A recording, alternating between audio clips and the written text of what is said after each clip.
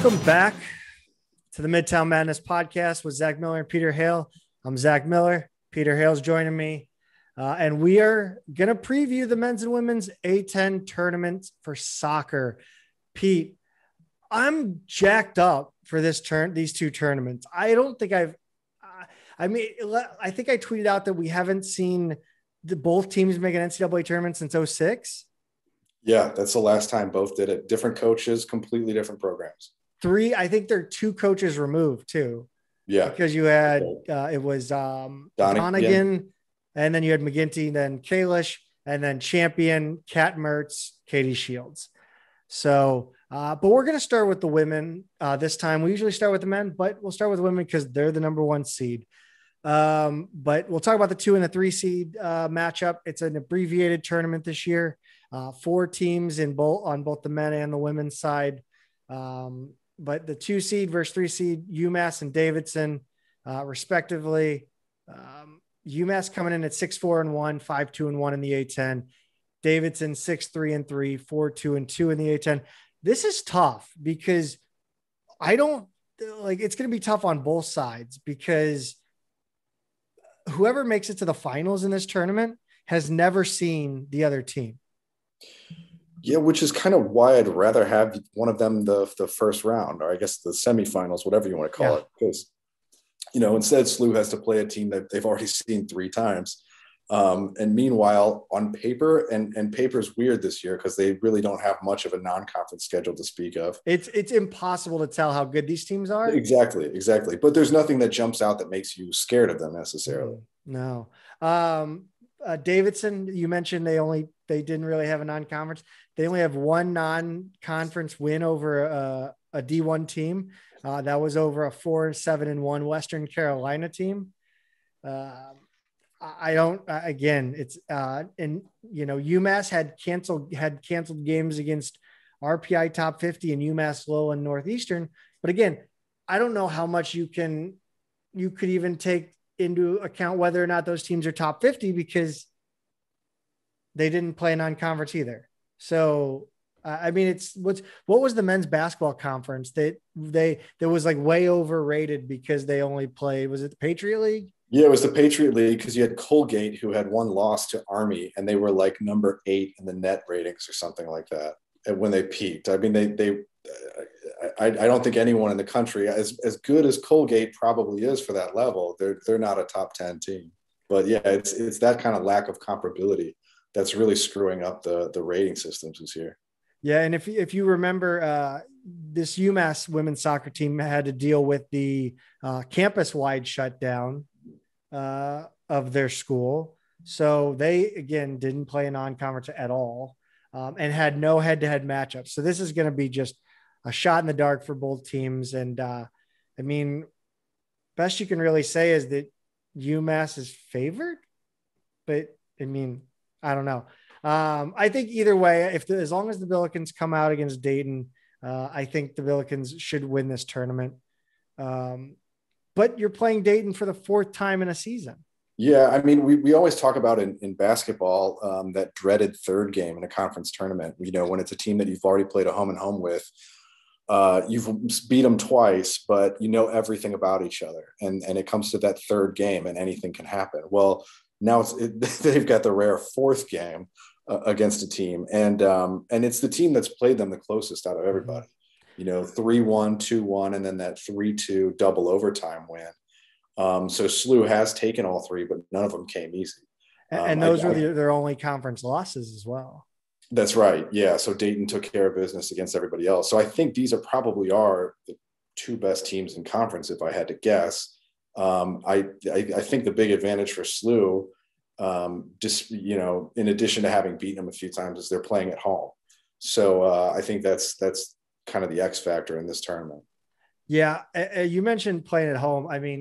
The crowd the other night for the regular season finale against Dayton was just outstanding. The support that the school and the community has shown this women's soccer team. There's not much marketing really being done, I feel like, as far as the way, like outward marketing, because you're not selling tickets. So, I mean, people are showing up and it's great. Do they have any restrictions left in place in terms of Yes. like how the A10 tournament's going to be? Well, so I think they're just going to do the same capacity. So every fourth row is available. Okay. Yeah, I mean, you really, I mean, if you looked up in the stands, you wouldn't be able to tell any difference. Yeah. Okay. From a normal time. But, just a reminder where the Billikens are coming into this tournament. They're 13-1, 8-0 in the conference. Their lone loss was a 1-0 OT game versus Oklahoma State. The game was actually delayed at least 3 hours, I think, due to an OSU player testing, or a OSU player woke up with symptoms and they were waiting on a COVID test for her. So but they did get a 3-1 win over RPI number 3 Arkansas. So that's, I mean, again, this Billiken team they should win this tournament. But again, we're talking about the fourth game against Dayton. And Dayton continues to kind of warm to the task, as the British would say. So let's say they don't win this tournament, whether that's a loss to Dayton or against UMass or Davidson in the championship game. What do you think happens in terms of the NCAA tournament? Because I saw that their RPI recently was as high as number 8. Yeah. Is that a Colgate situation where there's a little kind of the numbers are working out in their favor, or is this team legitimately an at-large team if they lose to Dayton or in the final? I think they can really hang their hat on that 3-1 win at Arkansas. And I mean, you have an OT loss to Oklahoma State. Both of those teams, I believe, are in the RPI top 25. Yeah, they're both ranked for sure. Yeah. So, I mean, I think they get in. I think it's by the skin of their teeth, just because, it's because of the ranking they went into the tournament with, I believe, that coaches poll ranking and that RPI ranking. And I think that's why they've kind of marketed on that coaches poll ranking, because the RPI, they don't, it is what it is. It's kind of, I tend to think they got to be in too. I know we look at this kind of as usually a one bid league, but they're so good. It's a great resume. It's a great resume. It's you talk about the only loss overtime to a ranked team. It was a great game, and they do have a signature win out of conference. I even in a short year with, like I said before, less comparability. This looks like a tournament team to me. Yeah, I think so. I'm always hesitant to, I know I don't want to, jinx it, but it's one of those things. It's terrifying to think what happens if they lose, to have to sit there on selection Sunday and wait. I would rather have them just beat Dayton 4-0 and just, just make it official. We talked about the crowd, and one piece that won't be there Friday is the men's team, because they're playing in Dayton. The men's team showed up big time to cheer on the women against Dayton in that regular season finale. I tweeted about it, but Patrick Schulte might be the funniest dude on that team. They were heckling the back line. Anytime the back line came to this side of the field, they were, getting in their head, and Schulte kept, they were very classy, very, very, on the up and up, but just ruthlessly heckling Dayton's back line and goalkeeper. It was great to see. I love seeing them support the women like that. Yeah, that's great. That was when I was at SLU. That was always kind of my favorite thing to see, is how many athletes went to each other's games. Men's basketball players popping up at women's volleyball games and stuff like that. It's just great to see. So I really love the culture that is in SLU soccer right now. Yeah, I mean, they have two really, really good coaches. I mean, Kalish is phenomenal. He understands St. Louis area. Katie Shields has carved out just an unbelievable niche, I think, for recruiting, and is, has found her spot. So, but to transfer over to the men's side, again, the men finished second in the conference. I still don't have no clue how they determined who finished where. It makes no sense. I don't know. It's above my head. But Dayton is the number 1 seed. Bojan Field will play host to the men's soccer tournament.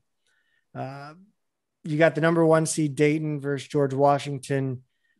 George Washington, again, only played 2 non-conference games at UMBC and versus Mount St. Mary's. Dayton had a 2-1 loss versus RPI 27 Bellarmine. I got to think Dayton comes out of it at being at home. And, GW always puts up a good team because, such an international school. They're always pulling players from, outside the country. So it's going to be a good one, though. That 1-4 is not going to be an easy match for either of them. Yeah, I mean, I think you're right. I think Dayton being the home team is probably a little. I mean, they've each only played 8 games, so it's hard to, nobody's more battle tested or anything like that. I guess they're well rested, but I think you got to give them the edge as the home team. Yeah, I think that's where kind of SLU men's and women's soccer are going to find their advantage, is that being a Midwest team actually helped us in that we had a little bit more lax COVID restrictions because we're less dense population wise. And we're able to, play these games, these non-conference games. I mean, SLU by far played more games than anybody in this conference. Yeah. Looking through, I mean, you've got Fordham played 7 games. SLU's got 13. So yeah, it certainly looks like they had something resembling a full season. Fordham, we had a LaSalle guy in our mentions talking about Fordham and UMass. And he mentioned how high they were in the RPI. And I didn't even bother responding because it didn't even occur to me until I went and did research for this, that like that RPI again, may be misleading. Yeah. Fordham only played 2 non-conference games. They had a hell of a schedule though. UConn, St. John's, Stony Brook, Seton Hall, Drexel, Hofstra. Those are all teams that are, in the top 100. So they would have had a chance to play a good schedule, but they didn't. SLU had some bad losses. I think they're going to have to win this tournament to make it. Yeah, I think that's probably true of anyone in this. Yes. Fordham, I don't know how the committee looks at it, relative to basketball or whatever, but Fordham kind of feels like a Colgate to me, Yep. like you said, they played 2 non-conference games and they lost this great schedule. So we have no idea how good they are. Fordham might be the best team in the conference, or they may have just had a nice stretch of games here. I really don't know. Yeah, it's. I think I'd rather play GW. I think I'd, if we had that 1 seed and we were playing this at home and wound up with GW instead of Fordham, I think I'd be feeling a little better about it. Because whenever you see a team that hasn't lost, it's kind of like, whoa, but is this legit or is this fool's gold? I have no idea. Fool's gold or true gold? There you go. That's over. That's going to land with nobody because this will drop before the interview we just recorded. But just a reminder that, this is a quick little drop. I don't even know where we're going to put this at, honestly, because it's probably 10 minutes max. But the women's soccer will open up at noon on Friday Central Time. And then men will play at 3 p.m. Central Time again on Thursday. I'm sorry, both the games on Thursday. Women at noon, men at 3. So you'll have a full afternoon of soccer if you're a Billikens soccer fan. And then the championships will both be played on Saturday, 1 at 11, 1 at noon, both Central Time.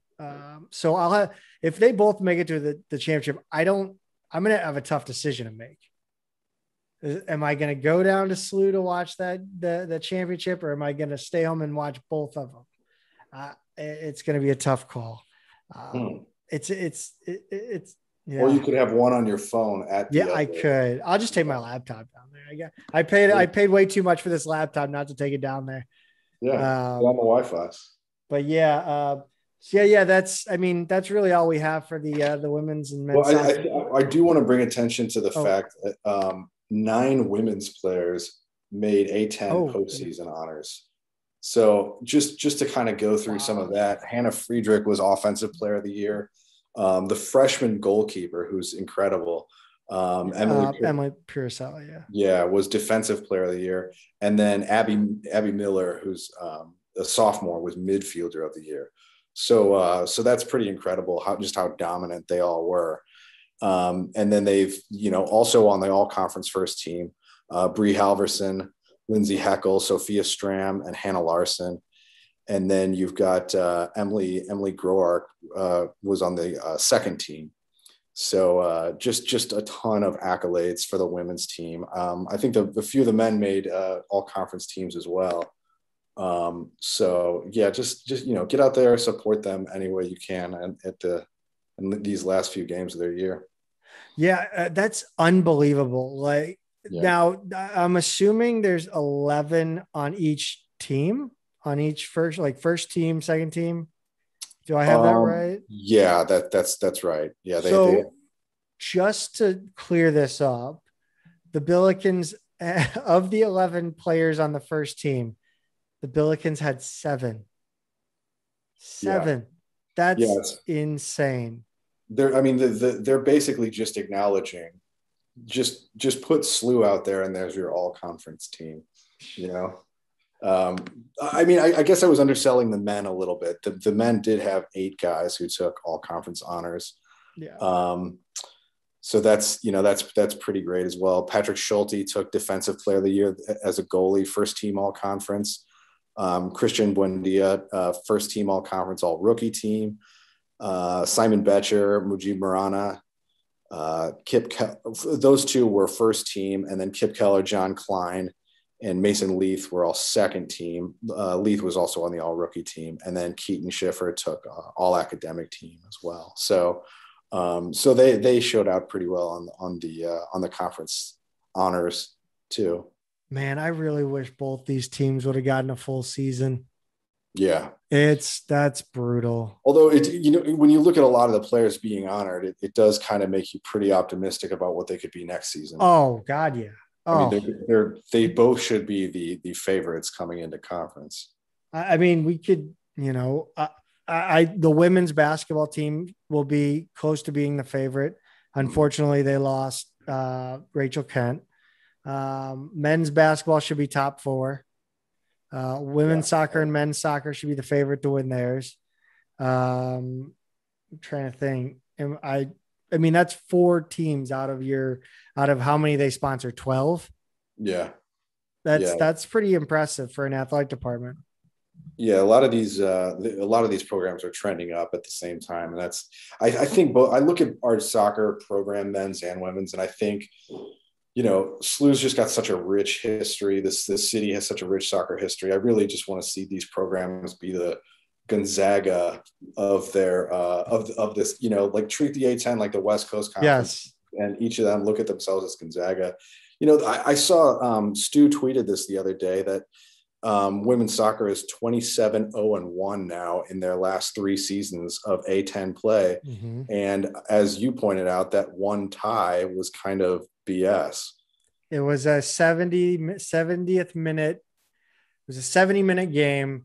It was started in the middle of a monsoon in Fairfax, Virginia, on the campus of George Mason. And you could pass the ball as hard as you could on the ground, and it would stop 5 feet away in a puddle.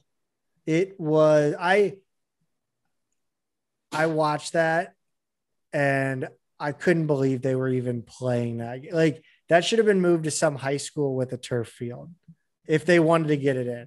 But just ridiculous. Yeah, I'm 27-0-1 in conference. That's hard to do. I don't care how bad your conference is. That's impossible. Yeah, it's just incredible. They've built such a strong culture there. I hate that they have to play Dayton in the first round, but I feel so good about, what they can do beyond that. So, I really watching that game on Saturday, watching that game, the last Dayton game, really the only advantage I thought they have, and I absolutely, Bree Halverson might be my favorite player on the team. Her energy, her creativity is just off the charts. But I think attacking her is probably the only strategy that has worked for Dayton. I think one or two of their goals have been scored attacking Bree on the outside there in the back. But that's the only real weakness I see this team against Dayton. I mean, the Billikens are the women's soccer team is so much more physical, so much bigger, more athletic than I would say, all but maybe Dayton. Dayton's about the only team that can match the physicality and the athleticism. Should be a great game. Yeah. Looking forward to it. It's going to be a lot. It's going to be a fun few days. It's going to kick off here, and I'm hopefully going to drop this by 9 a.m. So kick off in about 3 hours from when you hear my voice. ESPN Plus. ESPN Plus. All right. Well, again, thanks everybody for listening. Make sure you like, subscribe, give us 5 stars on all your podcast platforms, write a review. We haven't done a review drive yet. We got to do one of those. Thanks again. Don't forget to follow us everywhere. Go Bills. Thanks everybody. Go Bills.